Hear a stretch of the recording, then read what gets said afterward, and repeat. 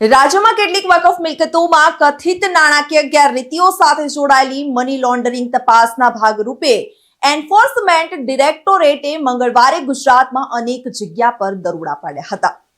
Ahmedabad police એફઆઈઆરના આધારે agency દ્વારા prevention of money laundering act એટલે કે PMLA હેઠળ કેસ દાખલ કરવામાં આવ્યો છે, જેમાં સલીમ ખાન, ઝુમ્મા ખાન પઠાણ, મોહમ્મદ યાસર અબ્દુલ્લાહ મિયા શેખ, મહેમૂદ ખાન, ઝુમ્મા ખાન પઠાણ, ફેઝ મોહમ્મદ પીર મોહમ્મદ ચોબદાર અને શાહિદ અહમદ યાકુભાઈ શેખ સામે કેસ દાખલ કરવામાં આવ્યા છે. એજન્સીએ જણાવ્યું હતું કે આરોપીઓએ ગેરકાયદેસર રીતે કાચકી મસ્જિદ ટ્રસ્ટ અને શાહ બડા કાસમ ટ્રસ્ટના ટ્રસ્ટી હોવાનો દાવો કર્યો હતો.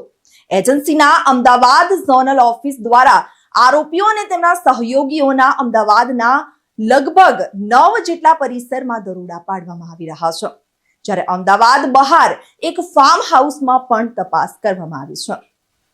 આરોપીઓએ છેતરપિંડી ભર્યા લીઝ કરાર કર્યા હતા, ભાડુઓતો પાસેથી ભાડું પડાવ્યું અને વકફ બોર્ડમાં ખોટા સોગંદનામા રજૂ કર્યા હતા.